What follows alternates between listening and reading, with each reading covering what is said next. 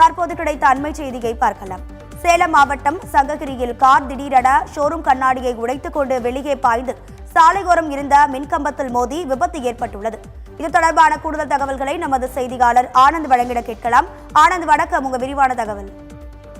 வணக்கம் விதி. சேலம் மாவட்டம் சங்ககிரியிலிருந்து திருச்செங்கோடு செல்லும் பிரதான சாலையில் தனியார் நிறுவன கார் ஷோரூம் உள்ளது.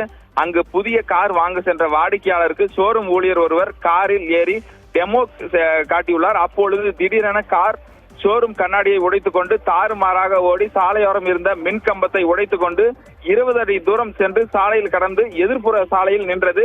இந்த விபத்தின் பொழுது சாலையில் கனரக வாகனங்கள் எதுவும் வராததால் காருக்குள் இருந்து ஷோரூம் ஊழியர் அதிர்ஷ்டவசமாக உயிர் தப்பினார். மேலும் பெரும் விபத்து தவிர்க்கப்பட்டது. உடைந்த மின்கம்பம் உயர் அழுத்த மின்கம்பம் கொண்டதால் சம்பவ இடத்துக்கு விரைந்து வந்த மின் வாரிய ஊழியர்கள் மின் இணைப்பை துண்டித்து அந்த உடைந்த கம்பத்தை சரி செய்யும் பணியில் ஈடுபட்டு வருகின்றனர். சங்ககிரி பகுதியில் ஷோரூமில் இருந்து கார் திடீரென கண்ணாடியை உடைத்துக் கொண்டு பிரதான சாலையில் பறந்து வந்து விழுந்த சம்பவம் அந்த பகுதியில் பெரும் பரபரப்பை ஏற்படுத்தியுள்ளது. இந்த விபத்து குறித்து சங்ககிரி காவல்துறையினர் வழக்கு பதிவு செய்து விசாரணை மேற்கொண்டு வருகின்றனர். ரிதி,